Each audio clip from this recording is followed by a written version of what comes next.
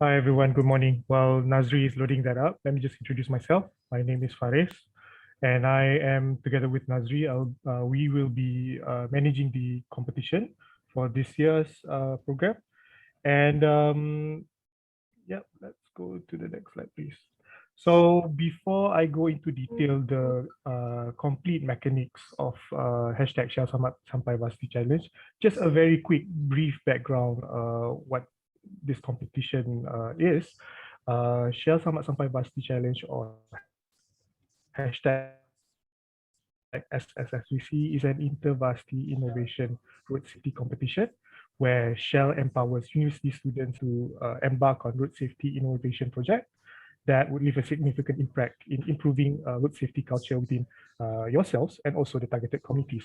So just to let you all know that our objective for hashtag Share Sama Sampai Varsity Challenge is to ensure all our road safety project ideas or innovation would contribute towards achieving zero road-related accidents. So in short, the theme is innovating safer roads for everyone.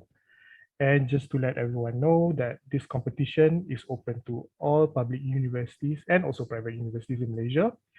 And we have received our official endorsement from Jabatan Pendidikan Tinggi or Department of Higher Education, and as well as official endorsement from JPJ for this competition, together with our collaboration from Myros as well.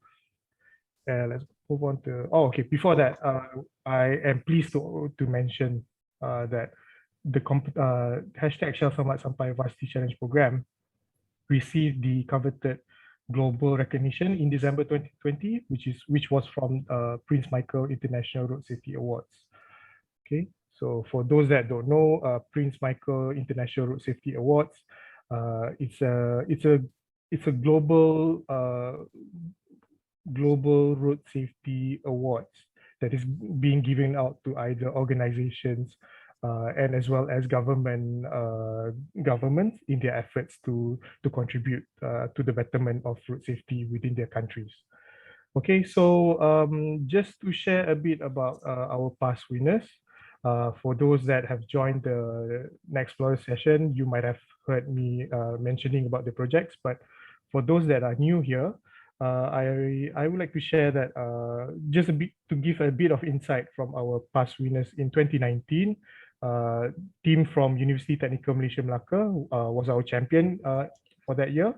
Team Firecracker developed prototype or a project that is called Change Lane Alert Assist or CLASS, where CLASS is an innovative solution that is able to alert vehicle drivers against potential head-on collisions. So what does this innovation does is that what do you call that? It is being installed on heavy vehicles, and it improves or allows vehicles around that large vehicles to make safer overtaking lah, in that sense. So and the second sorry, in 2018 our champion was from Team Unimas, and the team has developed this innovation called the Prelude sensor detector. So what this prototype does was that it is a sensor detection system that is being installed at T-junctions within the campus that would allow road users to make safer turns. So what the team was able to do back in 2018 was that they have successfully tested and installed this device within their campus. And the team was able to record a significant reduction in traffic flow within the campus, and also improve the pedestrian safety as well. And finally, in 2017, our first year, we've introduced the competition.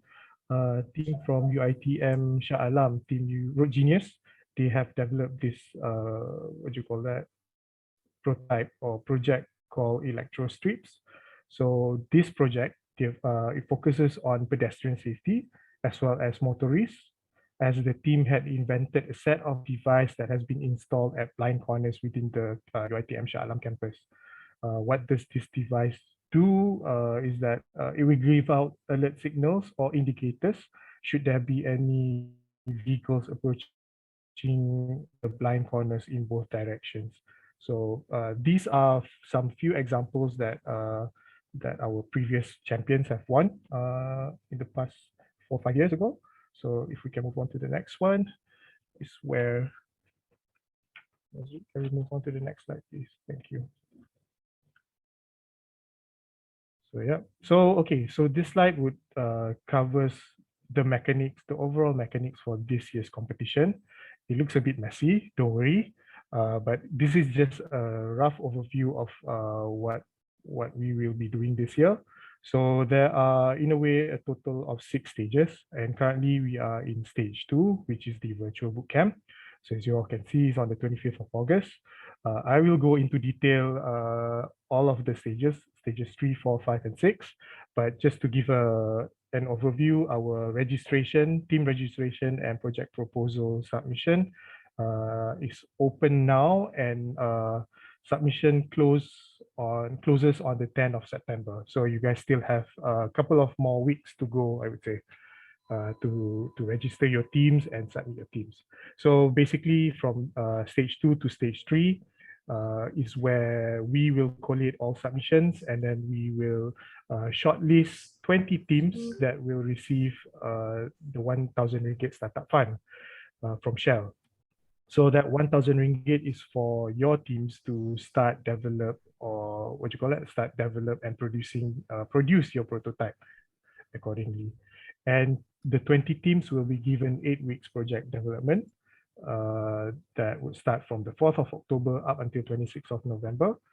And towards the end of that, all 20 teams would need to submit a final report together with their video summary, concluding their 8 weeks journey.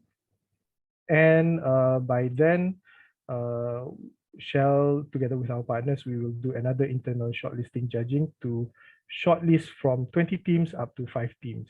And these top 5 teams will be announced by the 7th of December. And you guys will be given 1 week duration to develop, to what you call that, to improve your either your video summary or your final report for you to present to the virtual judging session that is scheduled on the 21st of December. And later on, after we have concluded the virtual judging session, we will do that. We will proceed with our award presentation in January 5th, 2022 next year. So Nazri, let's go on to the next slide, and I'll go into detail. Second. Yeah.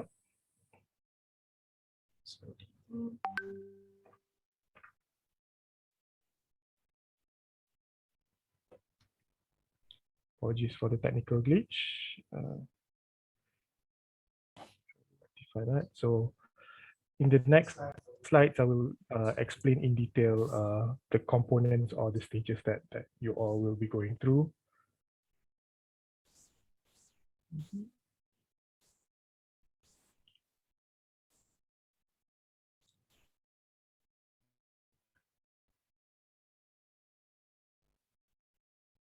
Okay.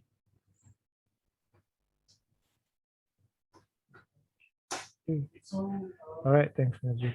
Okay, so okay, basically in stage 1 is the Shell and Explorers workshop. Just to let everyone know, it is a mandatory requirement for all participants in the hashtag Shell Selamat Sampai Varsity Challenge to workshop. As Zul has mentioned earlier, the workshop is currently being held, and we have 4 more sessions to go up until September. And the next session is happening this coming Saturday on the 28th of August. And towards later on, I will share the link for you guys to register to the workshop. And yeah, and basically what Nexplorers, for those that doesn't know, Shell Nexplorers is an innovative educational program that introduces young people to complex and creative thinking needed to bring the positive change. So what this workshop does is that the workshop introduces a unique combination of 3 design thinking methodologies which are the systems thinking, scenario planning, and theory of change. So why this is important is that in the workshop, we've introduced various tools, for example, connection circle, scenario planning quadrant, feasibility funnel, persuasion pyramid. So those are the few tools that I've mentioned that you guys can learn later on in the workshop. And this will be very beneficial for you all to start, develop or generate ideas for your project proposals. So yeah, yes, exactly. So if you guys have any questions, feel free to raise your hand, and as well as write down in the chat box below, okay? So I take that we don't have any questions. I'll just move along. After you guys have completed with the Next Explorers workshop, we proceed to the stage 2, which is the virtual bootcamp and also the team registration and proposal section. You guys are currently in the virtual bootcamp. Just to let you all know, this session is recorded and we will upload the complete recorded version onto our official website, Shell Selamat Sampai, hashtag SSS dash Varsity Challenge.com. And it's a password protected landing page. So you need to put in SSS password there. And basically for team registration, I like to stress out that the total number of teams, minimum total number of team members, including team leader, is 3 members, and maximum is 5 members per team. And each team must appoint one university lecturer or faculty expert as their team advisor. And we have concerns in our previous Next Forest session that where students inquire whether if they can appoint a professional person to be a team advisor. From our point of view, we do not have any issues with that, but we do encourage that you guys appoint your university lecturer to be your team advisor. And also, I would like to note that team members, you guys are free to form up groups from different universities. So because of this, the current situation that we are in, Shell is giving that opportunity for everyone to mix with other team members from different universities if you wish to do so. In case if any of you guys do not have any team members or friends that want to join Shell Selamat Sampai Varsity Challenge just yet, but would like us to assist in forming up a team, please feel free to reach out to me and Nazri after this session, and then we will try to connect with you guys with whoever that would like to form up their teams accordingly. Okay, so that is the team registration. Now let's talk about the proposal submission. A very quick one. What teams would need to do is you would need to submit a video proposal that does not exceed 5 minutes. And the video proposal would need to contain these 4 main points, which is the introduction and brief description about your proposed project. Second is the reason why you choose that project. And the third component would be a short explanation on how do you intend to propose the project, on how you intend that proposed project could mitigate road safety risk or issue. In short, a brief explanation how that project can solve road safety risks or road safety issues. And the final point would be your expected outcomes or goals for the project. So those are the 4 key points that you need to include in your video proposal, and upload that video on YouTube. Use the necessary hashtag, which I'm going to share later on, and then provide to us the link to that YouTube video. And all of this registration form is available in our sss-varsitychallenge.com website. Okay. And I would like to remind everyone that the deadline to submit your proposal, your video proposal, and also team registration is on the 10th of September 2021. Okay, let's move on. So, okay, step 3 is where after we have received your, your submissions on video proposals, in between that stage, Shell together with our partners, we will shortlist all submissions, and we will filter down to 20 teams that will be selected to go to step 3 or stage 3, for example. So stage 3 would be the project development. Only 20 teams will be shortlisted and will be given the startup fund of 1,000 ringgit. And we would like to encourage collaborations or partnerships with external parties when you are developing your project. Is highly encouraged, and you will be given 8 weeks to implement your project. So that means this would include your what you call that prototype manufacturing or build up, testing, implementing, compiling and analyzing your data results. So your 8 weeks starts from 4th of October up until 26th of November.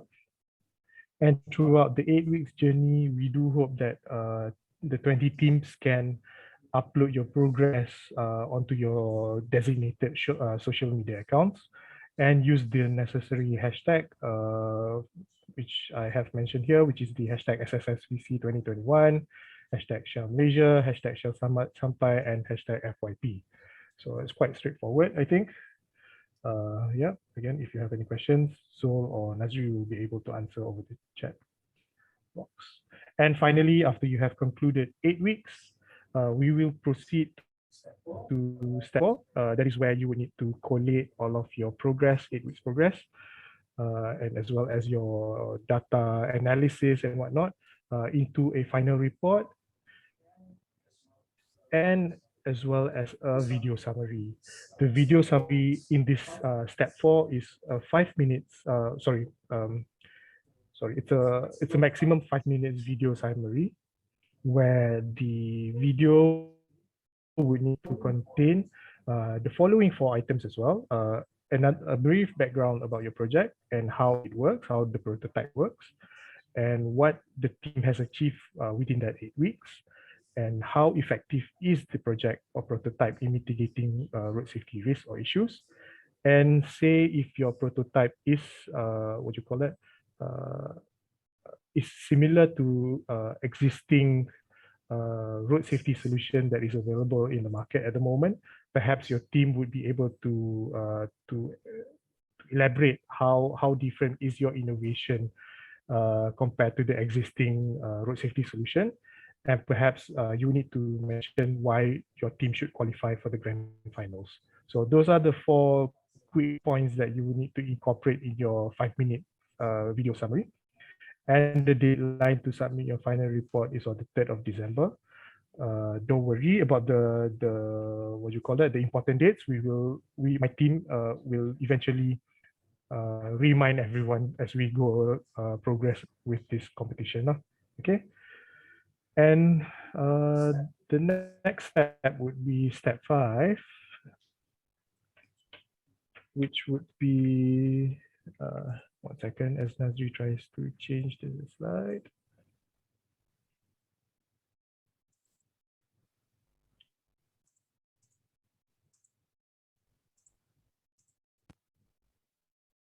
Okay, so step 5 is basically the top teams, 5 team selection. Just to let you all know, this will require involvement from Shell and our partners. We will do our internal preliminary judging and select from 20 teams to the best 5 teams to be the finalists for this year's grand finals.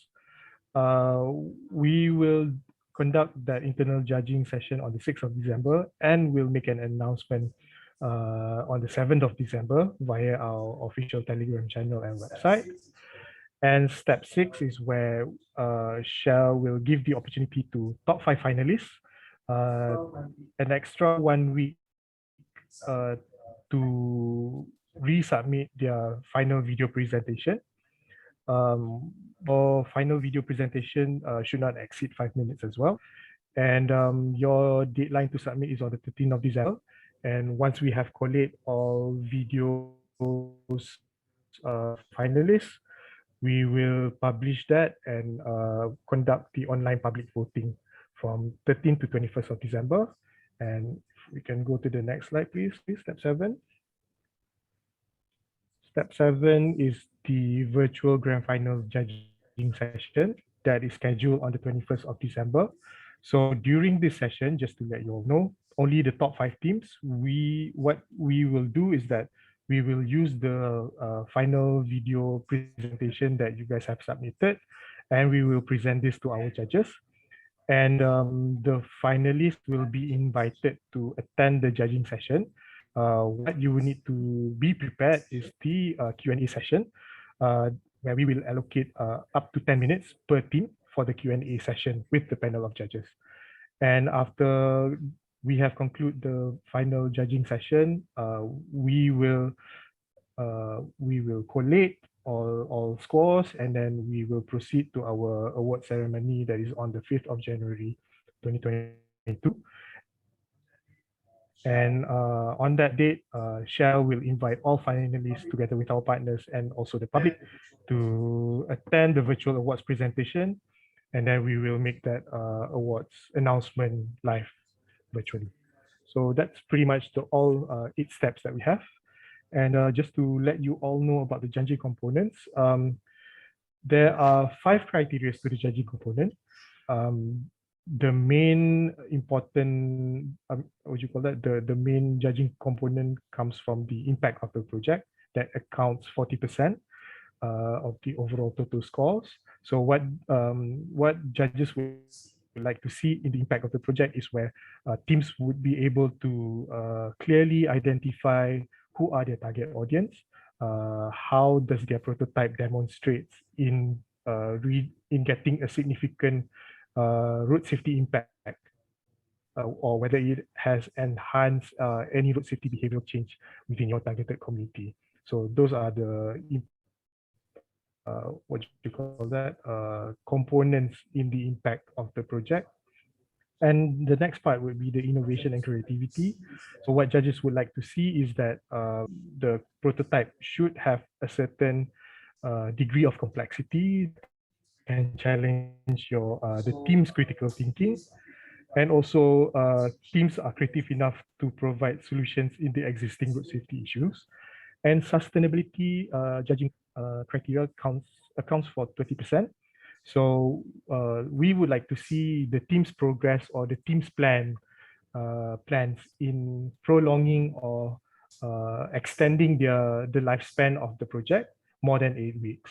So what we hope is that we hope that the teams would be able to share with us their plans, whether teams would need to hand over the project to the university management, or perhaps the team has decided to form up a what you call that, a startup group, startup company, for example, and then perhaps proceed to develop your prototype and market it to a real world instead. So those are the items that we would like to see in sustainability. And in HSSE plan accounts for 10%. So what the judges will what you call that, judge teams is where we would like to see how teams clearly demonstrate and practice good HSSE plans, and always emphasize safety throughout your project development and testing.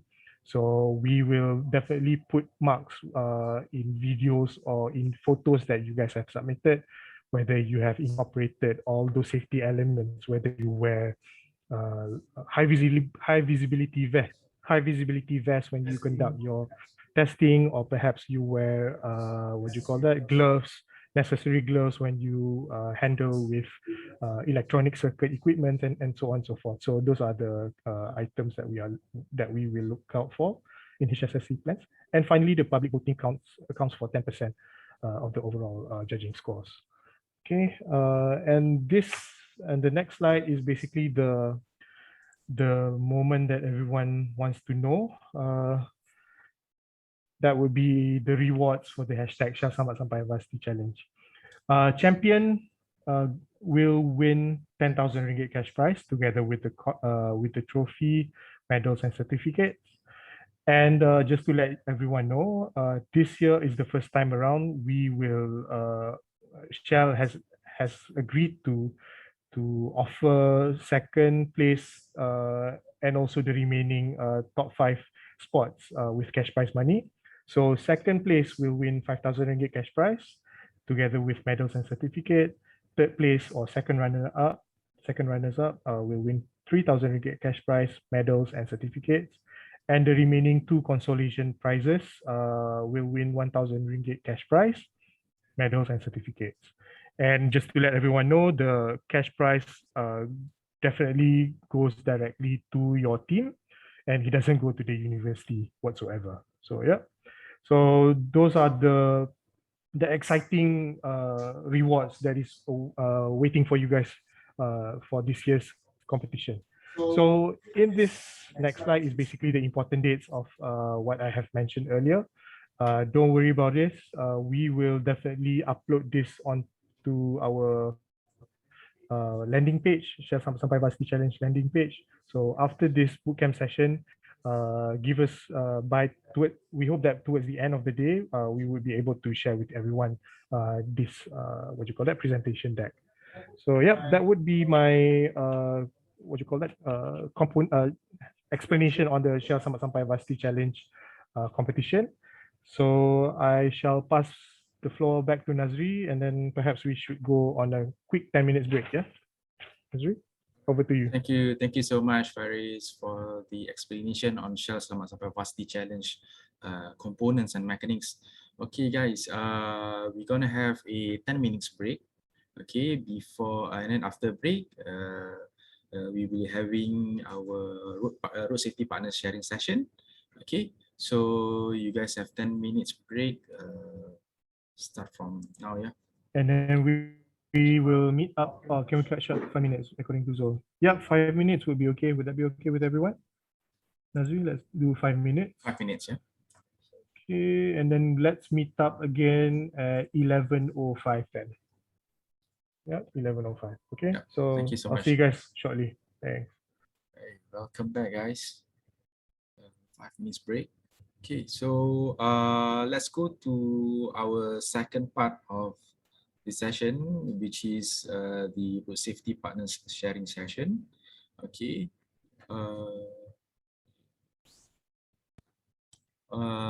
In this session, I would like to invite, let's start with our JPJ session first. Let me invite J. Arifami, Abdul Wahab, from the Assistant Director from JPJ, Automotive Engineering Department, JPJ. So Cik Arifami nak share your screen ke? Okay, can.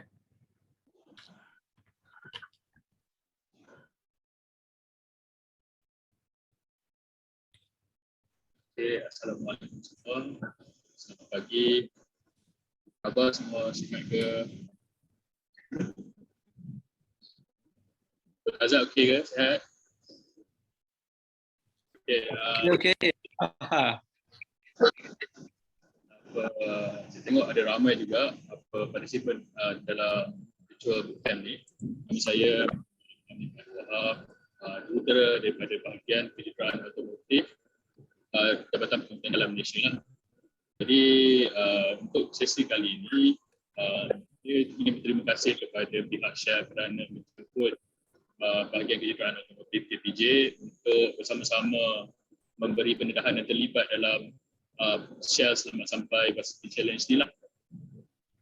Sebab ini seperti merupakan salah satu engagement lah yang baik agar maknanya lebih ramai pelajar-pelajar yang bila dia buat sesuatu produk inovasi, dia akan mengambil faktor-faktor dari segi pematuhan terhadap perundangan agar produk-produk tersebut boleh direalisasikan apabila ianya telah disiapkan nantilah. Boleh ke saya pakai guna bahasa Melayu ke kena ada foreigner student kat sini dalam list ni? Ada foreigner ke?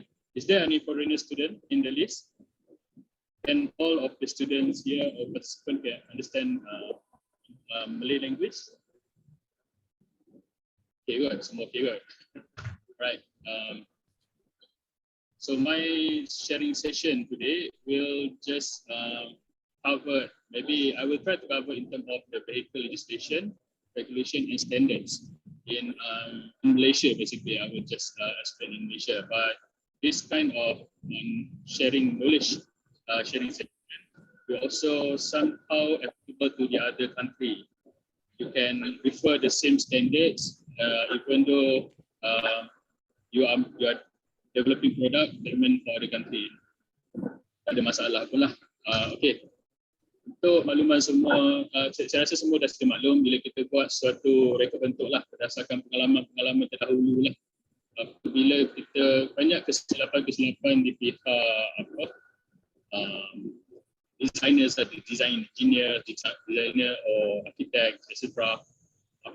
Kesilapannya adalah bila dia buat study untuk apa-apa produk inovasi atau apa-apa produk, dia cuma ambil kira data ataupun input daripada consumer. Tetapi bila dia dah develop based on the consumer data, bila dia dah manufacture and they want to sell the product or they want to realize or use the product maybe on the road or on the nak bagi public guna, dia hadapi masalah sebab produk itu tidak comply dengan undang-undang ataupun ketetapan-ketetapan yang telah ditetapkan oleh pihak authority sama ada di Malaysia ataupun di negara-negara tertentu. Jadi kalau kita tengok dalam total design process ni, basically the design process is almost the same for every single design process. You akan start dengan market atau data collection, then from that data you develop the specification for your product, you identify what kind of spec that you need to fulfill or what kind of thing that you want to letak ataupun you implement dalam your product. Then bila you dah ada spec, baru you akan develop the concept design. Concept design ni basically like dia bergantung. Kalau banyak orang kalau kata dia buat concept design ni cincai, in the end waktu dia nak manufacture ataupun waktu dia buat detail design, dia akan hadapi banyak masalah dan terpaksa patah balik ke concept design balik, dia terpaksa betulkan balik. Tapi kalau kata dia dah betul-betul analyse the specification semua form cantik, waktu concept design tu maknanya dia dah cover almost everything, so the next other process will be easier for them. Sebab kalau kita tengok kat detail design ni, basically kalau kata nanti once you kalau ada experience bekerja dalam sebagai design engineer apa semua, you akan dapati waktu detail design ni dia bukan saja sekadar design, tapi dia perlu ada, sebab kita buat detail design, kita akan memastikan pematuhan terhadap spesifikasi, pematuhan terhadap undang, dan kita ensure the design will pass all the tests required by the authority, sama ada pematuhan terhadap standard ataupun pematuhan terhadap peraturan-peraturan dan undang-undang lah.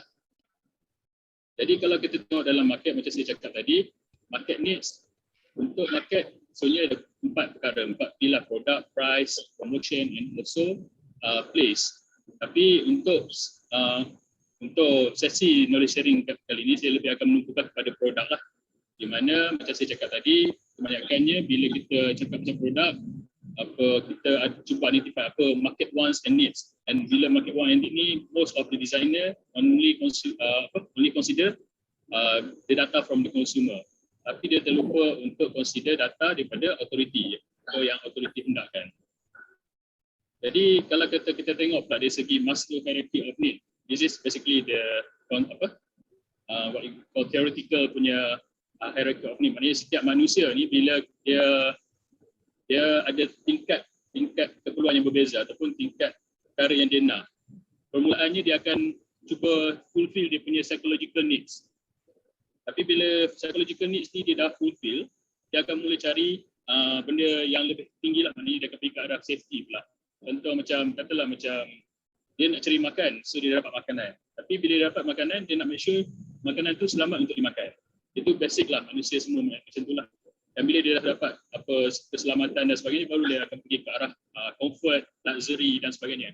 So apa yang kita perlu tumpukan dalam kita punya product design basically adalah itulah perkara inilah, seperti psychological needs, then after that safety lah. Safety is very important after psychological memang betul-betul paling basic lah. So macam mana kita nak ensure safety, basically benda yang simple lah. Satu, sama ada produk tu is proven or tested dan dia ada risiko yang rendah. Tapi cara yang paling mudah untuk kita memastikan bahawa produk tu adalah selamat adalah kita check dia punya safety compliance. Contoh kita beli plug atau peralatan elektrik. Kita akan cari peralatan elektrik yang ada certification by SIRIM. Contohnya kan. Jadi kita bila ada certification by SIRIM ni, kita anggap bahawa produk tu telah selamat digunakan lah. And under safety compliance, there are several elements, which is regulation, standard, rules, law, and certification lah. Usually dalam law, dia akan ada gazetted standards, gazetted regulation, gazetted rules, and gazetted certification. So law ni sebenarnya paling besar lah, sebab dia the main requirement by the authority in every country. Jadi in Malaysia, for Malaysia, untuk road transport, kita ada undang-undang iaitu Road Transport Act 1987. Dekat bawah ni dia ada link lah kepada soft copy untuk undang-undang ni. Maybe Kak Shell dah share sebelum ni dengan participants, I think. So slide ni saya share lagi sekali. Jadi kalau kata you can refer to the law itself. Then dia ada road transport rule, kaedah-kaedah penggunaan jalan. Dan as of now, there are 52 road transport rule as of today lah. So in future dia akan bertambah lagi road transport rule. Dan every road transport act and road transport rule frequently updated, frequently revised in accordance to the current technology and needs. Yeah, other than thing, dalam road transport act and road transport rule, Malaysian authority macam kita JPJ, kita juga gazette several standards and ISO standards, Malaysian standards dalam kita punya undang-undang untuk memastikan bahawa produk tu lebih selamat. Macam saya cakap tadi, cara paling mudah nak pastikan bahawa produk tu selamat adalah compliance, standard compliance. Meaning that dia ada certified to be safe. So itu kita gazette beberapa perkara lah, dan saya akan share beberapa perkara lah pasal gazetting punya regulation ni. The other thing yang kita gazette juga adalah peraturan-peraturan daripada United Nations regulation. And under United Nations, basically there are regulation for transport sector. Transport sector ni besar dan meluas. Dan transport sector ni di-cover semua, vehicle regulation, dangerous good, proper safety dan sebagainya. Tapi untuk sesi kali ini saya akan hanya ambil daripada scope vehicle regulation sahaja. Sebab kalau nak cover semua sangat meluas, tapi kita akan bantulah. Saya mengharapkan lebih banyak persoalan sewaktu sesi question and answer nantilah.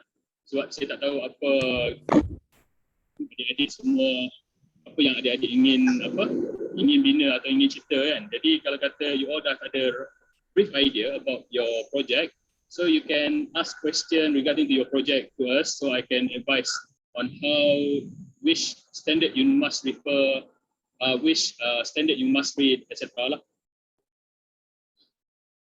So apa sebenarnya atap penghutan jalan ni? What is the purpose of atap penghutan jalan ni? Basically atap penghutan jalan dia cover 4 atau 5 perkara sebenarnya. Yang pertama adalah berkaitan dengan peraturan berkaitan kenderaan motor, regulation of motor vehicle, dan juga pematuhan pada lalu lintas jalan. Kemudian terhadap protection of third parties. Protection of third parties ni basically yang itulah yang insurance, yang bila you accidents tu dia ada coverage, your vehicle must be covered, lepas tu procedure etc. So itu protection of third parties. Then the other is about coordination and control in terms of the facilities for transport.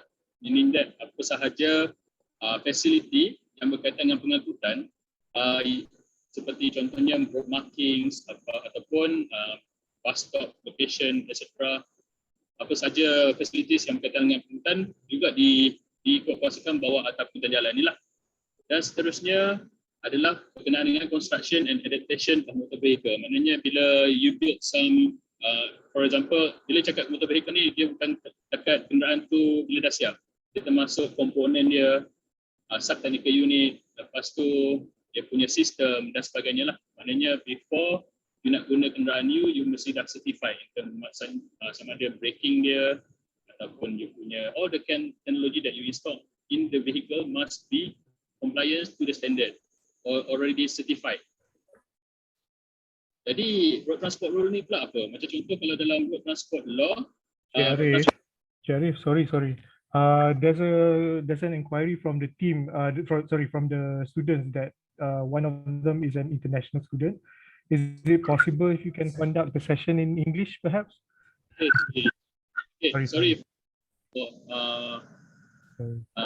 Sorry, I will say I will conduct my presentation in English. So basically, what I present just now is regarding to the compliance in Malaysia law.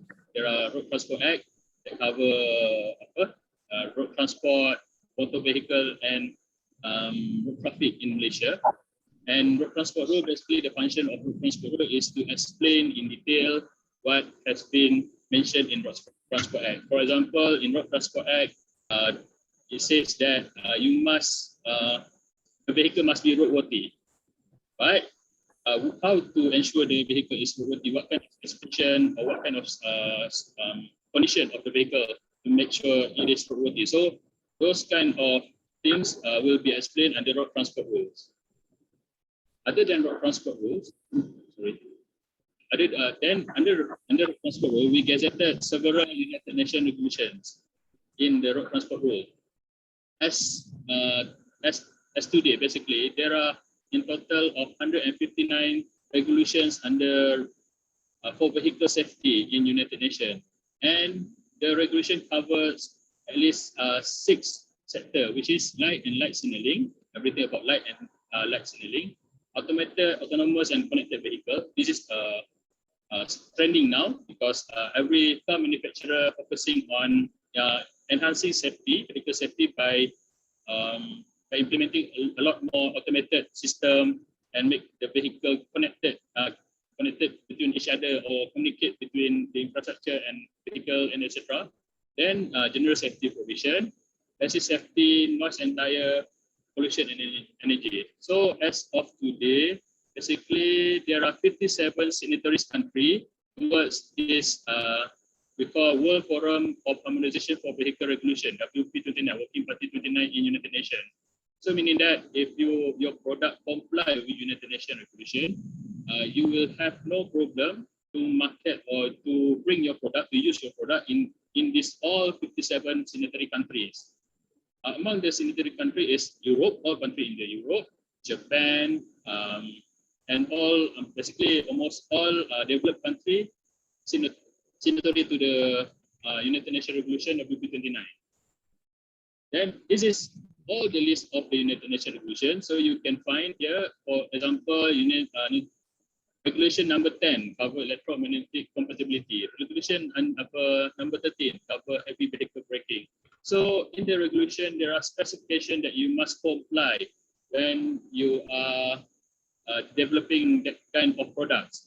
So, for example, the recent regulation, which is regulation for 155, this is more in terms of the connected vehicle. There are regulations about the cybersecurity and cybersecurity management system, meaning that when you develop product that intended to communicate with other vehicle or with other infrastructure, you must fulfill this kind of requirement. So, example of the I provide the link to the United Nations Regulations document. You can access it for free and download it for free. Here is the link. So you can search all the regulation that related to your projects. If you have or if you doesn't have any idea yet, so you can search this kind of regulation. Basically, this regulation cover minimum requirement of safety, meaning that if you cannot comply or you cannot satisfy the regulations, meaning that your product is not safe. So it is important for you during your, I can say during your market study or your data collection for your project development, you read this kind of regulation that related to your project. At least identify what kind of spec that you must comply. For example, if you are talking about project that need you, for example, just now I see a lot of students say cost of road accident is a person under influence, meaning that reckless driving. So one of the way to eliminate reckless driving, I think the automation, meaning that lane keeping system. So what kind of specification that you must comply when you developing lane keeping system or product that need you to make sure the device detect the lane. So this is all the regulation that you can refer, at least the minimum requirement. So this is basically a list of the regulation that are already applicable towards every single vehicle category. This is only covered the United Nations regulation that already get gazetted for Malaysia. For motorcycle, there are about 28. Recently, basically, there are, this is then for passenger car, there are 50 United Nations regulation, but in United Nations there are more. Malaysia only gazetted about 50 for passenger car, bus, mini trucks, and also large truck. So since we have more time, so we have about 10 minutes more. So I will share example on how authority JPJ control the safety compliance toward, for example, for this example, tire. So for tire, JPJ we gazetted several Malaysian standards which cover the new pneumatic tire for passenger car and also retreading tire. Retreading tire ni tire celup. So when people say that tire celup is retreading tire is risky, basically it is risky if it is not complied to the standards or regulations. But if it's already tested and certified, then it is as good as the new. That is the assurance under the under the standards, because the testing is the same with the new tire. So this is the United Nations regulation that already gazetted for tires. There are about 7 United Nations regulation. Here we have regulation not only about the construction of tire, but also about the rolling sound emission, rolling resistance. Rolling resistance basically related to fuel saving. There are certain limit of resistance between tires and the road. You cannot go more than that because we are going towards protecting environment, green technology. So we have limit some rolling resistance, rolling sound emission, and also wet grip. And we have also gazetted United Nations regulation for the tire pressure monitoring system. Maknanya in cabin you can monitor your tire pressure, and also about temporary spare tire also is covered. There are standard for that already. And under road transport rules, there are rules that give exemption towards vehicle that doesn't need to use pneumatic tire. Sorry, I share it in Bahasa Melayu because I don't want it the meaning to be different from the original meaning. So basically, the exempted vehicle is only road roller. Only road roller is exempted from the usage of tire pneumatic. But here you can see that there are definition of tire in road transport rules. Say that tire must be from a material that is soft and elastic. Anything is soft and tire must be soft and elastic. So if you are developing LS tire, for example, you must ensure that the LS tire is soft and elastic. So that is basically minimum requirement for tires that covers in our rules. So the other thing is about the other general provision for tires. For example, there are provision about the tire size, meaning that there are limits when JPJ approving vehicle before it is allowed to enter or sell in Malaysia. We already approved the vehicle together with the tire size that is suitable for that kind of vehicle. So when you make modification or you change the tire size, basically it will affect several things such as the handling, the braking, the speedometer accuracy, and etc. So the other size of tire is not tested, it's not certified together with the vehicle, so it will cause risk. So that's why you must try to make sure that you can change the tire, you can upgrade or retrofit your vehicle, but you make sure your retrofitting or innovation must be proven in terms of the safety. You must test, you must do some analysis to assess. So this is basically the thing that you already know about the tire depth, etc. And this is the marking. After this session, maybe you can go to your nearest vehicle, motorcycle or car, try to find this logo, E-marking. E-marking basically is a compliance marking toward United Nations regulations. So you can find e-marking in the windscreen, in the side mirror, in the tires, and many more components, even in the light, in the lamp, headlamp, etc. There are e-marking. So this is basically the compliance marking. And the compliance marking to make it easier for the on-road enforcement activity. So this is the example of how we control the safety. So I hope you have already prepared yourself with several questions. So you may ask questions related to your project during the question and answer session. Thank you, and I give the floor back to Paris. Puan Arif, there's a question in the chat box from Jin Hong that asks, I want to ask regarding the UN rules of road safety. Is Malaysia one of the signatory countries? Yes. Malaysia is the signatory countries for United Nations regulation under WP39 1958 agreement. You can find if you go to the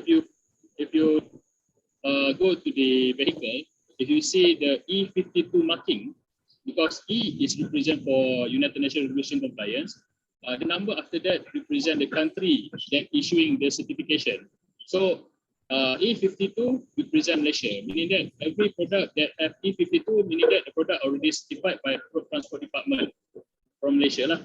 Kalau E4 is certified by Germany or Netherlands, if I'm not mistaken. So basically, yes, Malaysia is one of the signatory country for United Nations regulation. All right, great. Thank you so much, Puan Arif. All right. Thank you, Cik Arif. Don't worry, guys. You will find all those informations in the Shell Selamat Sampai Pasti Challenge website after this. We will upload all those informations and resources that you can find out there. Okay, let's move on to our second partners, road safety partners, Dr. Azad Abdul Rashid. Dr. Azad Abdul Rashid. So, Dr. Azad, nak share your screen then? Yep, I'll share my screen then. Yep. Okay, can proceed. Thank you. Okay, I have shared my screen. Yep, we can I'm see not it now. sure. Yes, you can see. Yep. Okay, if I put it in the full screen mode, I hope you can still Yep, see it. we can still see it. Yes. Okay, all right then. Assalamualaikum and good morning. It's morning still, yes. Yeah. Okay. All right, so my name is Azad. This is the title of my sharing today. What makes a good road safety project? So I believe it can help you, participants, students, when you are conducting your projects and also preparing a proposal. Okay. All right, so let's look at this. This is the question that I would like to throw out there and ask everybody to think about it. Why are you here? Why am I here? Yeah, I mean, there could be various answers here. I'm not using Menti or anything. I'll just throw out the question and you can think about it. The simplest answer could be, wait, where's my mouse? Yeah, I don't know. Yeah, I mean, I'm not sure why am I here. But it could be that I like challenges and this Varsity challenge. Sorry, the Shell Selamat Sampai provides opportunity for me to, give me a challenge and I can work on it. And then let's be honest, it could be that I want to win, and the prize is very very good. Yeah, it's not wrong. It could be that somebody think I am here because it looks good on my CV. It can help me for my future job hunting, etc., etc. And it could also be that I want to make new friends. It could even be other reasons that outside what I just simply put here. Okay, but the point that I would like to highlight here is whatever reason that you are here, you are helping a noble cause now. Okay, so give yourself a pat on the shoulder because you are now part of the business of saving life. We are talking about saving people's life here. And then to guide us in the thinking, this is one of the potential framework that you can use. In the interest of time, I'm not going into detail, but you have the reference over there. You can go and then read later. The point is, everybody is, well, most, I would say, everybody is road users, from the baby until somebody died, you know, from the baby, also traveling in the car, at least from the hospital to the house, the first time the baby is becoming a road user. It's passive road user, nevertheless, but anyway, a road user. But anyway, let's not go detail in this framework. A simpler, easy, I think easier for us to think and about road safety would be to consider these 6 stages, from fit to drive to injury reduction. If you think of it in this kind of framework, I think it helps for you to prepare a proposal and can help you align which part, which scope you are focusing. Yeah. So everyone, every road user, before driving, has to ensure that his or herself is fit to drive. Fit in terms of the physical fitness, you know, emotionally, and also cognitive. So once you are okay with that, then you start the engine, you know, seatbelt on, da da da. And then when you are on the road, we need to make sure that our actions, the way we put our car, how do we position within the lane, all those things has got to be, we have to make sure that it's easy for people to predict our movement, because predictability, the higher the predictability, the safer it is. Yeah. And then once you are okay with that, the next stage is critical event. These in a lay term would be something like near miss, you know, near crash, for example. So that is the third stage. When you are in critical event, you have 2 options. First, we can get out from the event, and then come back to being a normal driving. You know, we need to maintain the predictability. Or if we didn't get out from the critical event, then that's where the crash happened. When crash happened, there are 2 possibilities. Well, 3 possibilities. I didn't include the last one, which is the fatality. But actually, when crash happened, we are thinking of what crash has happened. So what can I do so that I can at least reduce the injury or prevent the injury at first place. If we cannot prevent the injury, then we are talking about how to reduce injury. An example of seatbelt and airbags, those are certain features that helps us when crash happen, then its function is to reduce or prevent injury. So I hope this is the framework that you can use to think of in terms of road safety, which part that you are trying to tackle. So when people ask you, what are you doing? Or I am addressing this critical event, avoiding crashes, for example, or increased predictability, or ensuring fitness to drive. Yeah, right. So this is the basic trend of road safety in Malaysia. Road safety is the 4th cause of death. The first 3, I think I don't remember exactly what it is, but it's more on medical. It's either something wrong with your lung. No, not lung. What do you call that? Yeah, lung. Something like that. I don't remember the detail, but you can look into the statistics. But the 4th one that caused death for Malaysians is road transport accidents or crashes.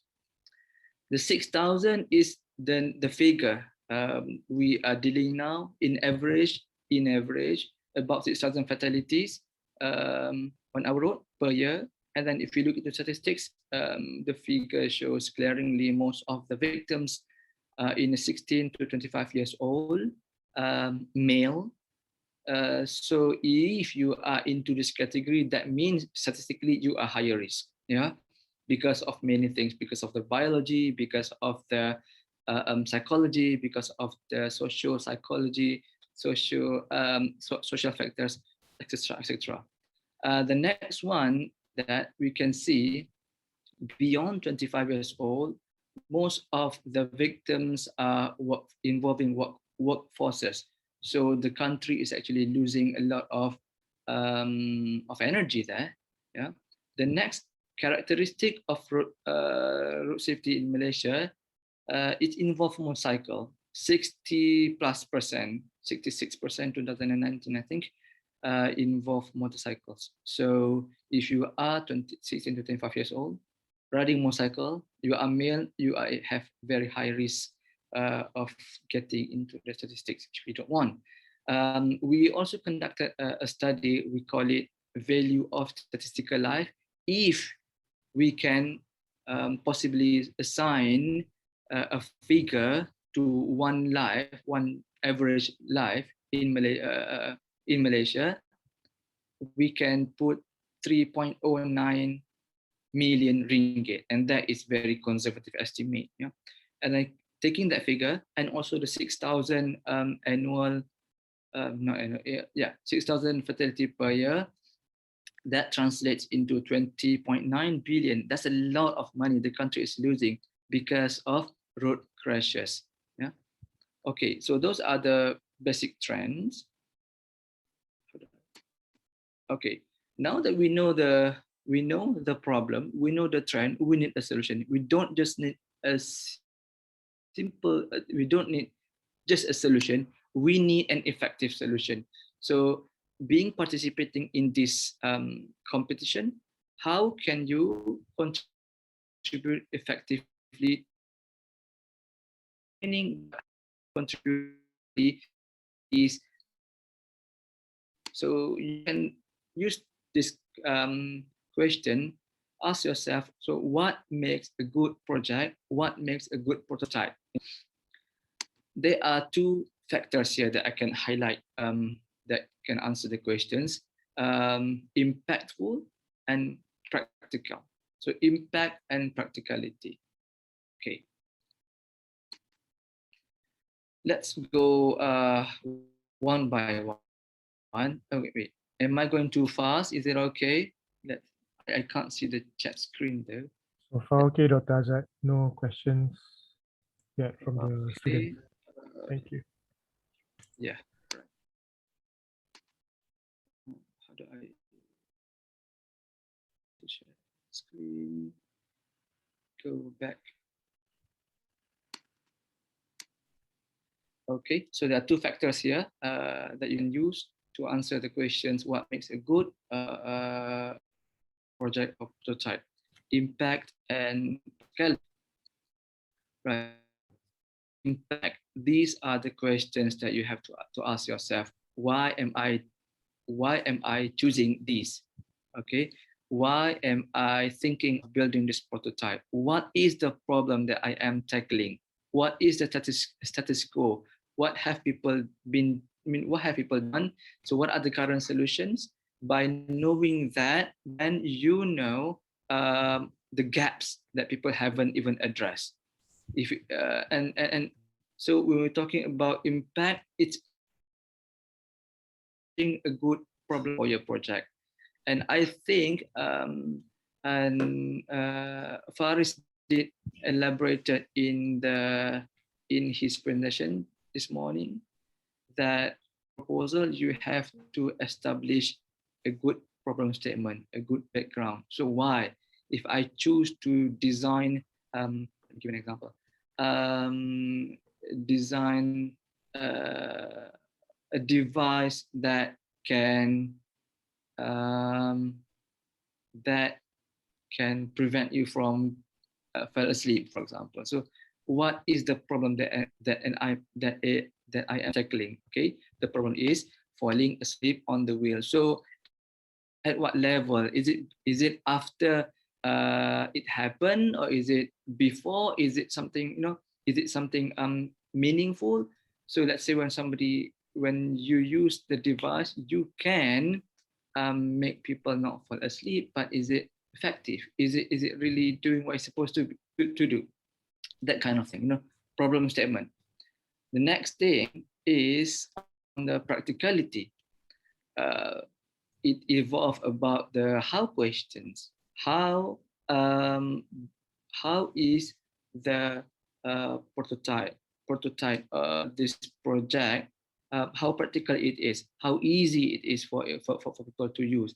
If you are designing something that people directly put on their body, or the touch, for example, then you have to consider ergonomics. Okay? Ergonomics actually has a wider definition, not just about what you put on your body, even though that is the most obvious definition.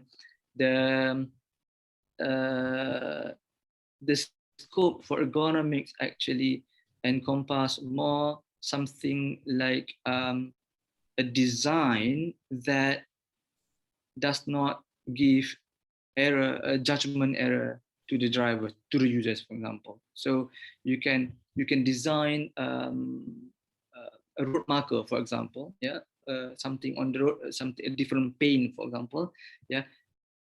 But you have to make sure that give a good interpretation to the drivers. Yeah, that's an example of ergonomic. Or about cost, we can have a very good prototype. We can have a very good prototype that works wonder, but the cost is like a building a rocket, so that won't do. Yeah, you have to also take into consideration cost as well. The next is side effect. We don't want a prototype that solves one problem but causes another problem. Yeah, and when we're dealing with human, this is very important further, because human is dynamic. There is a field in the literature now, it's becoming more prominent. It's about behavioral adaptation, if you want to go. Yeah, BA, or behavioral adaptation. It's a study around how people behave when they think they are safer. It's more uncompensated. So, for example, somebody could think that, oh, I am driving a safer car. Maybe I can go a bit faster. Or I have put on my seat belt. Maybe it's okay to not focus too much.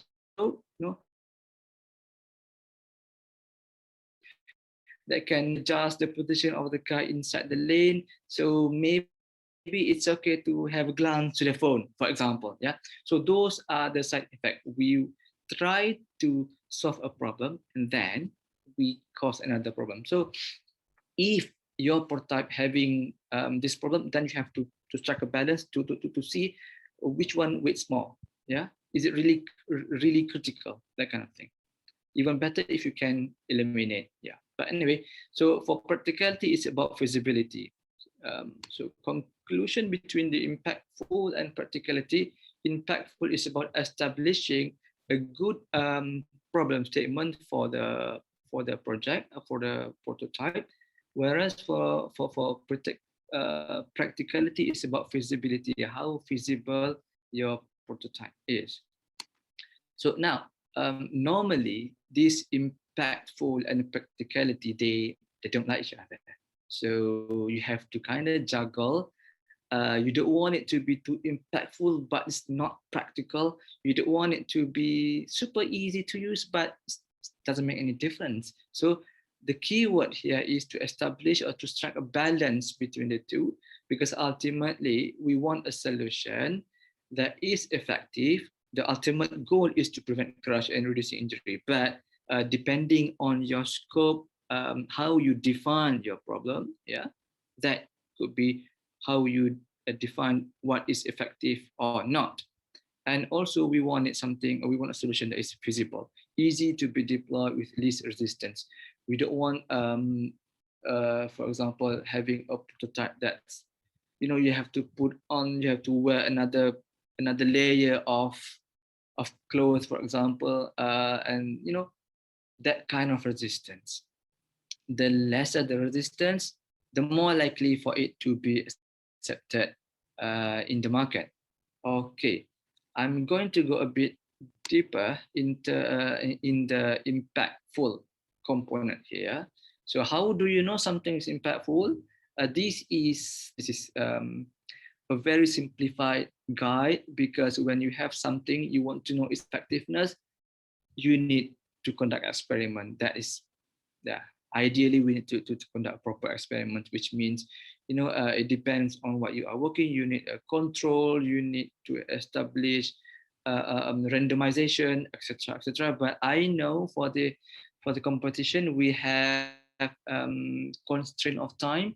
I think it's about what, 8 weeks. I think, yeah, 8 weeks. So my proposal here is that at least in your final report or in your final pitching, you have to establish that this prototype reduce the likelihood of problem occurrence by certain times, yeah, and then provide an indication that it works, even though you haven't done a full-fledged experiment. I think the judge can appreciate that because of the time constraint, but at least you need to provide an evidence, it works to this extent, yeah. Right. So how do we do that? Let me look at the time. 50 minutes. I think I can establish this. We are good. This is my proposal. We have 2 layers of observations or data collection that you have to do. For example, the first one is you need to establish this a simple 2x2. This is just my suggestion. It could be a different kind of evaluation, but I think this is the simplest. I think. Okay, it may not work. It may not be applicable for you. So if that is the case, then we can discuss about it later. But in general, I think this concept is applicable. Okay. So the first one is you establish this 2x2 table. We call this contingency table. Sometimes people call it 2x2 table. Yeah, because there are 2 rows and 2 columns here. So the first row is where you put the actual thing that happened to your prototype, whether it's working or is it not working, categorized between 2. You can put definition. Workings means it's working perfectly. Not workings is that even there is some slight errors, then you can consider as not working. It depends on how you define. And then the first column is expected working and also not working. So for example, when you switch on your prototype, you switch on, okay, you expect, so the expected would be you expect for it to work. So, and then you observe, is it really working or not? If it's working, then you are good. If it's not, then you have to count. So A, B, C, D in this 2x2 table corresponds to the frequency, the number of observation that you do to see which columns has the most number frequency. So ideally, we want C to be 0 and B to be 100%. Wait. C and B to be 100% and A and D to be 0. So that's in the ideal situation. Yeah. So, but in real life, when you work with the real, then you can see that sometimes it's just the ugly just here and there. So once you establish this 2x2 table, then you can compute this AD over BC. The number of the frequency that you got in the not working by working, which is the A, multiplied by B divided by C multiplied by D, and that give you the likelihood of the prototype failed when it is expected to be working fine. Okay, so that is the first layer. I'm looking at the time now. Okay, good. That is the first layer of how you can, that's the first task you need to do for the evaluation. And then once you have that, then maybe you need to do some tweaking here and there. So once you got everything's okay, especially on the oh sorry, it's supposed to be not A, B actually. Let me quickly fix this if it's possible to avoid confusion. That works. Okay, right. So in the scenario where everything is fine, you expect to work and that it's working, you turn on and it's working. Now you have to do another observations here, and this is very critical because it answers or it provides you the statement up there. The prototype reduces the likelihood of problem occurrence by E times. Okay. Excuse me about that. I have to. Okay, so similar observation. And now the first layer was looking into the prototype, and now we are talking about we are trying to establish the association between the prototype and also the problem that you want it to address. So the first row of this table is about the problem, whether the problem occur or not. And then the column is about whether you switch on the prototype, you have the prototype in place, or you don't introduce any any intervention or something normal. Control environment. Control means something without a prototype. It's just as it is now. That's what we mean by control. Yeah. So once you establish that W, X, Y, Z, so W corresponds to the number of scenario, the number of events that the problem occur, and the prototype is also there. X corresponds to the frequency of events when the prototype is there and there was no problem. And you can also do the same for Y and Z.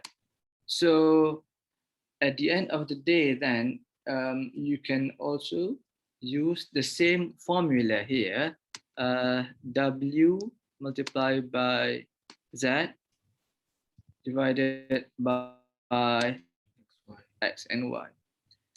My apology here, the not occur should be there, and that is the occur part. So this is the final table, don't worry, I'll fix it and then put it online back.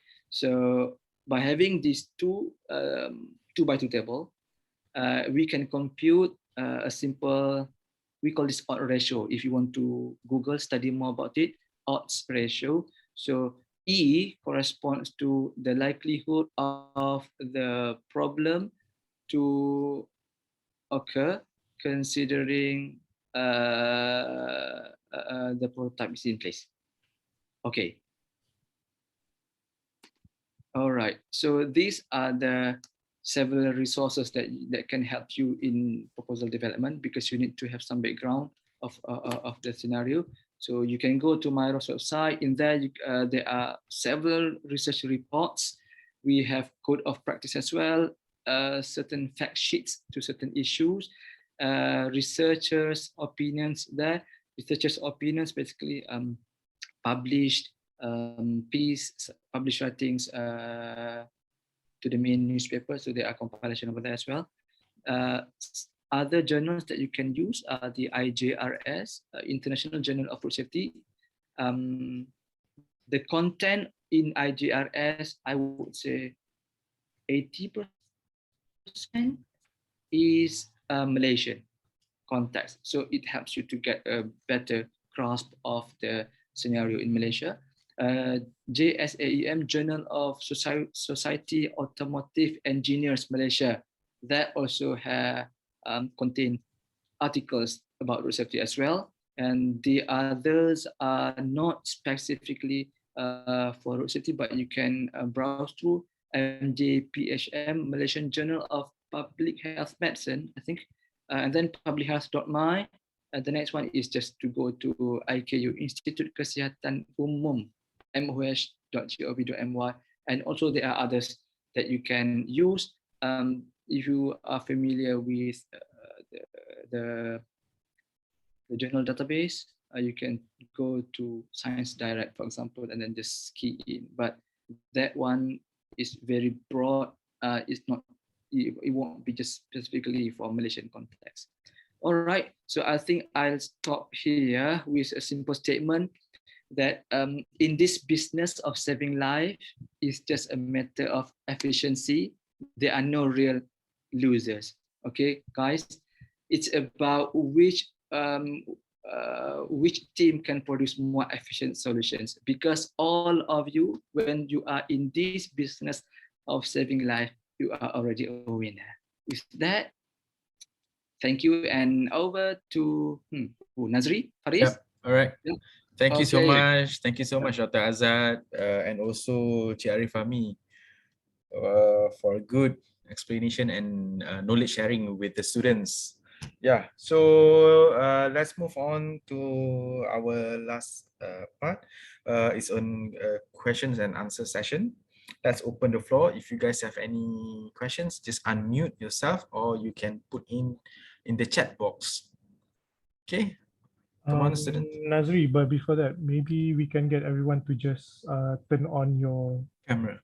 and then we can do a very quick photo first before we go Photo to first. Q&A. Alright, can. Yeah, thanks.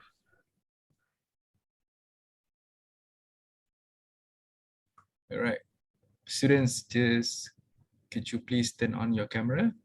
We will do a short photo. Yep. Okay. Getting there. Yeah.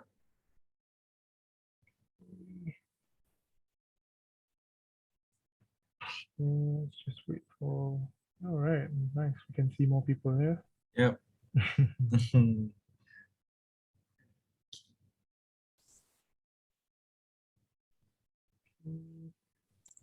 Young faces. Except usual. Oops. Sorry. Yeah. Let's wait for a few And seconds. me too. Don't worry, bro. I'm in the same boat. Few seconds. Okay.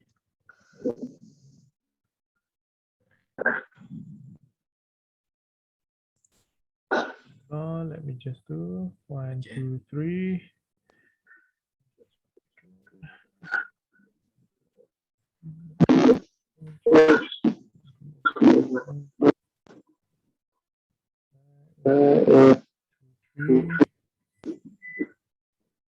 Okay.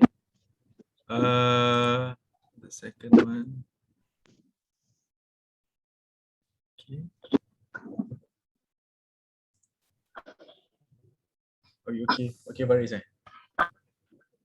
Okay.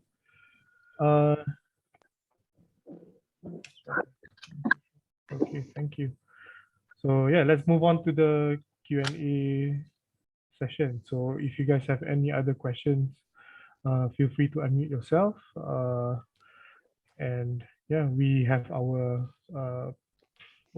partners, Dr. Azad and Cik Arifami, to perhaps answer your inquiries relating to your concerns in regards to the regulations, or perhaps maybe you want more tips from Dr. Azad on how do you want to make your road safety projects to be more efficient, or like what sort of considerations that you need to look into, all those things. You guys have any questions?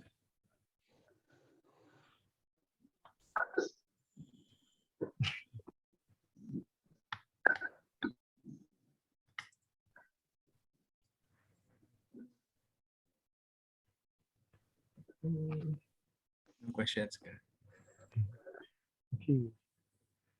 You can put in the chat box as well.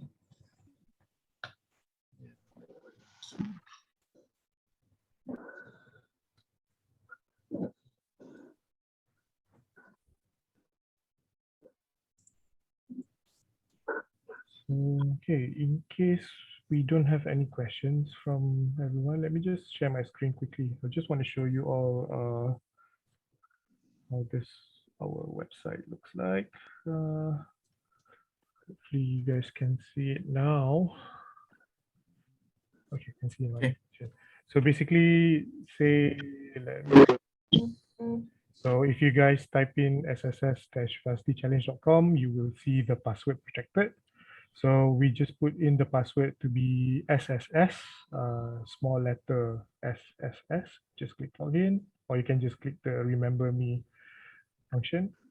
So in this our website, we have included our so there's information about our competition. And as you can see in the drop-down function, there's the registration page where you all can definitely after this register your teams and put in your link to your project and also a brief description about your project. We have incorporated the terms and conditions where you all can download and read and then just submit. And the important section that I would like to highlight is the resources tab that is in the website. This is where we have incorporated links to the resources. For example, the Road Transport Act, motivations, from all the journals that Dr. Azad mentioned earlier, Federal Legislation Portal or IJRS, International Journal of Road Safety, and as well as JSAEM. So by later today, we will upload our information deck, Shell Sampai Varsity Challenge deck, into this page. So we would definitely recommend you guys to frequently check our page from time to time. And perhaps you might have questions. Why are we what would you call that? Incorporating sharing session by our partners. So basically, in the past, what we have learned was that teams, when they propose their road safety idea, road safety innovation solutions, most of the ideas are usually unfeasible to be implemented in the real world. So eventually what teams have discovered that throughout that 8 weeks project implementation, they have difficulties in extending or proceed to complete with their project. So when we involve Tuan Arif, for example, from JPJ, and also Dr. Azad from MyROS, we would hope that the inputs from them, we would require you guys to take into consideration if you have this sort of ideas or ideas on the road safety solution. You will need to consider what sort of what sort of regulations that is related to that idea that you have in mind, and perhaps you can look into these regulations where you can perhaps incorporate all of that listed regulations into your testing, your project testing later on. And definitely with Dr. Azad's tips on what makes a good road safety project, that is definitely a very good insight that you all can consider. The two items, the takeaway that we can take from Dr. Azad's conclusion was that we to have a good road safety project, you will need to consider two items. You will need to have a strong problem statement, and you need to consider Dr. Azad, one more thing, the second part. Practicality. The practicality of that project, because you have 8 weeks duration. So we understand the limitation where you will need to test or gather results. But we would definitely appreciate if you guys have perhaps started crafting your testing procedures, or perhaps all of those steps that you would might require to conduct after if you were given a longer time to develop your project. So those are the the areas that we would definitely appreciate to have from teams. So yeah. Yeah, good point. Good point. Very good point, Faris. I think having organized this Varsity Challenge for quite some time already, since 2017, so we came across a lot of ideas which are brilliant. I mean, we welcome all those good solutions to the road safety, but please bear in mind that sometimes when you do things, when you propose some project, you have to comply to the local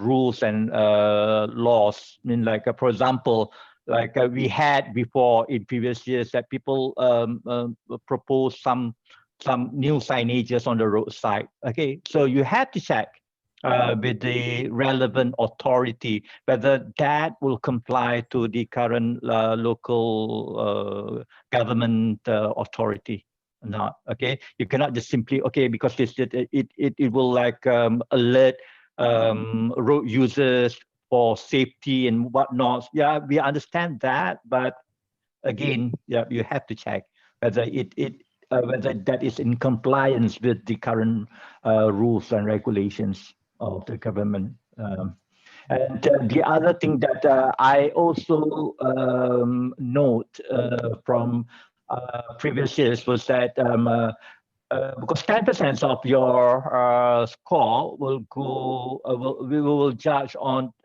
HSSE aspect. Okay, the health, safety, security, and environment.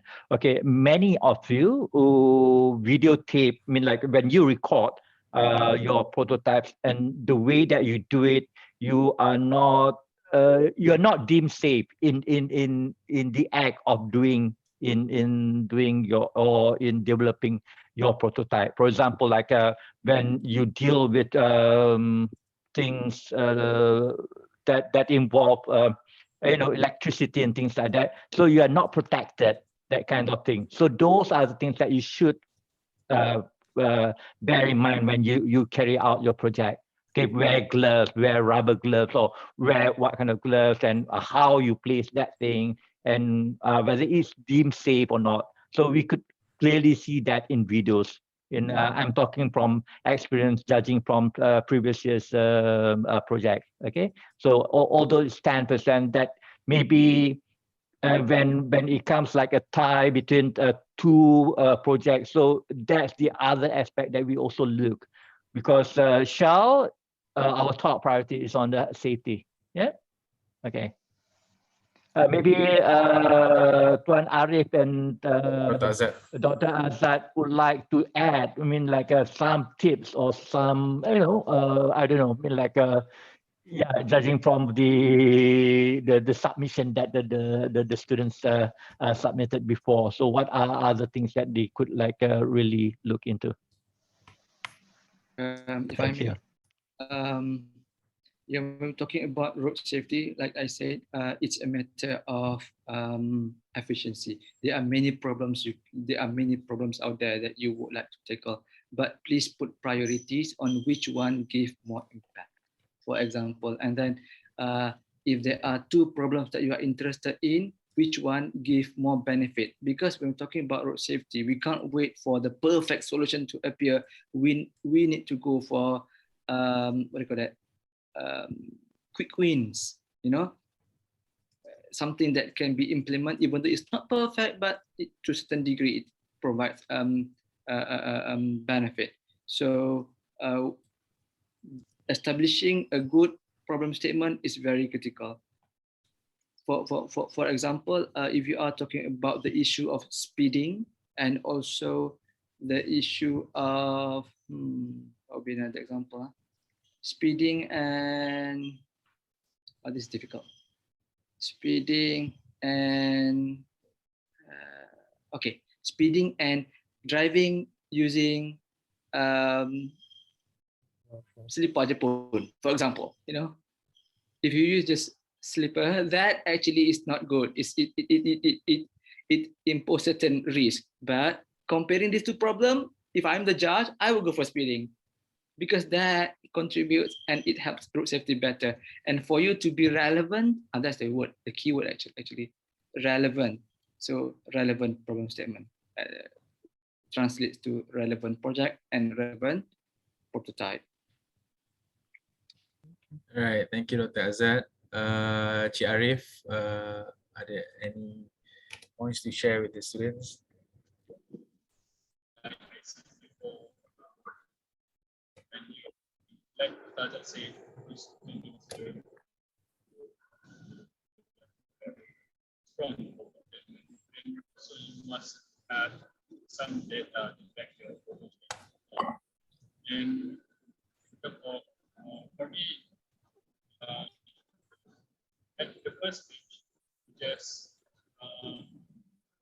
be creative. You just try to develop, you just propose everything, or you just brainstorming on every single issue, the problem that you want to. You are not very sure about the when you want to define your problems that you want to get better idea or insight in terms of your idea. To enhance your creativity, you can just ask me if I was happy. And I hope it's basically I'm hoping that share some by program. Yeah, I'm still learning about road safety. Maybe I can learn something from all this new fresh idea. So just I'm hoping that we can create and we get a new idea from the picture, and we will try to refine the idea so that it can be realized in the real world and become more realistic, like what Tajat said. So I will try to help. Don't mind. I will try to answer every single question, even though it is not related to the road safety, but I will try to answer. Maybe it will give you some motivation for your project, I think. So jangan takut tanya. You can just ask. You want to ask. Jangan takut. Okay.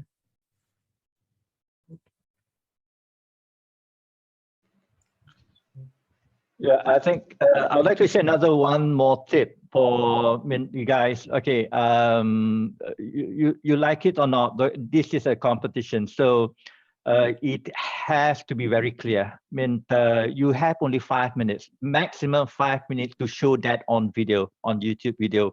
Okay, and many people make a mistake because they might have very good project. Road safety project, a very fantastic solutions to road safety project. But the art of how you communicate that on video, that's very important, because there's a lot of videos which does not really clearly show the project itself. So that is important, because imagine that you are one of the judges.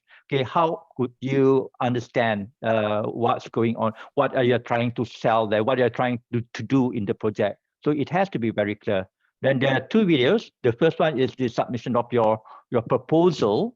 Okay, that has to be very clear too. I mean that you have to tell, although you haven't started with the prototype, you haven't developed the prototype as yet. Okay, but you have to convince the judges that okay, this is the project that will help to mitigate road safety issues, for example, or that this is what Malaysia needs to have this kind of project. So it has to be very convincing. So the art of communication is very important. Yeah, I mean, you might be a very good engineer, you might be a very good problem solver, but you have to be very good in presenting that on video. It takes only 5 minutes, guys.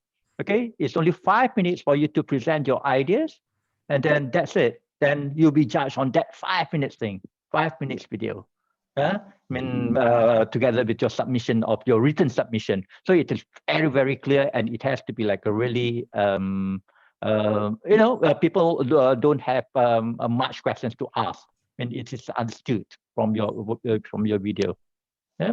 So it makes a difference. There's a lot of in the past we have many good projects, but they don't know how to explain that on video. Okay.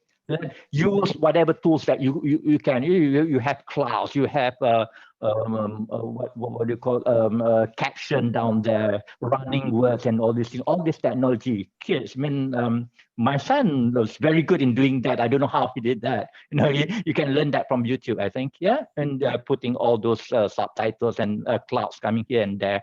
Yeah. I mean, you young people are very good at that. Maybe your experience in TikTok, for example, use that. Yep. There's another question in the chat box from Badrul Amin. So his question was, okay, is there any template for the proposal video? Okay, so just to clarify, team registration and video proposal submission, the deadline is on the 10th of September. So you need to submit by the latest by 10th of September. And there is no template to the video proposal. So we will allow teams or students to use your own creativity on how you want to develop that video. Maximum video is 5 minutes. Lesser than that would be much better. So yeah, that's pretty much it. Sir. Yes. Can I ask how strict is the 5 minutes? Can we like 5.5? A little bit over 5? They 500. So it cannot be over 5. Like strictly cannot be. Strictly cannot be over 5 Alright. minutes. Yeah.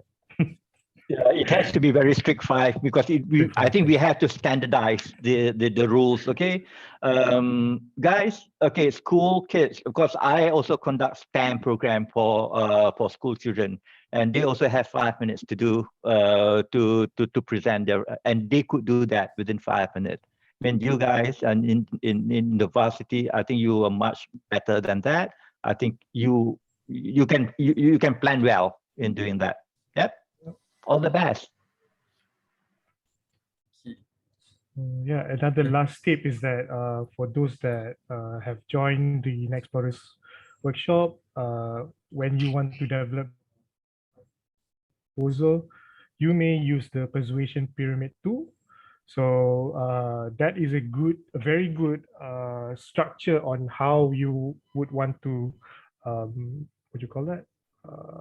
How you want to deliver your message within that 5 minutes. So please use that persuasion pyramid tool. And for those that don't understand what I have been talking about, please sign up to our Next Explorers workshop. I'll re-upload again the link to the workshop that is happening this coming Saturday on the 28th of August. And there'll be more workshops later in September if you guys aren't able to join this coming Saturday. So all the information about the workshops is listed in the registration form. So yeah, do that. So okay. Any more questions? Is it possible to watch a sample video? A question from Tanha. To watch a sample video. Sample video. Okay. If you guys open YouTube and if you just search #SSVC or perhaps Varsity Challenge, previous participants have uploaded whether their project video or their project proposal. You guys can have a look and feel on their past videos lah. So those videos are available on YouTube. That was uploaded by previous team participants lah. So yeah. So maybe Nazri and Faris, maybe you can like put that sample of those videos in the landing page. Yep. So that for people to refer to. You can also look at the Next Explorers students project, how they did that in 5 minutes. So that's a good example of how to come out with. Yep. Good. Okay. Yeah, we can link that up onto the website. One more question from Swaylin. How do we want to form a team member from other universities since we don't know each other? Okay, Swaylin. So if you don't have any team members just yet, we will reserve your name first, and then we will keep you updated from time to time. And I will definitely upload a reminder in our official Telegram channel For those that doesn't have any team members just yet or haven't formed up any groups, feel free to reach out to us, and then we will assist you with that lah. Would that be okay? Or I think it's better for you guys to create your own teams, to find your own teams. That would be best. Yeah, I understand that. I think it's good for you to because you're going to work on a project. yeah, Okay, so it's good for you to know each other well. But if you don't worry about that. Okay, I mean, reach out to Faris and Nazri, and they will try to map up you. I mean, to match to form groups for those who. For those who haven't had their own groups, okay, from multiple university, for example. Yeah, don't worry about that too much.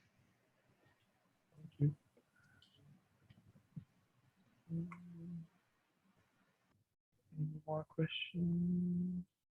No questions. No questions. Okay, I guess Nazri, we can do the. Right. So thank you so much, Dr. Azad from Myros. Thank you so much, Cik Arifami from JPJ. And yeah, students, thank you so much for your time since 10 a.m. today. Okay, I'm very looking forward to your proposal submissions after this. Remember the deadline is on 10th of September. Okay, yeah. Thank you so much. And do follow us. Yeah, do on follow us our on our official official Telegram. Yep. Okay. Yeah. Thank you so much. Thank you, everyone. Thank you, everyone. so Hope you much. all enjoy it. Yeah. Hope you have enjoyed and benefit from this. Okay. Thank you, Dr. Azad, and also Tuan Arif. Okay. Sure. Thank you, everybody. Thank you.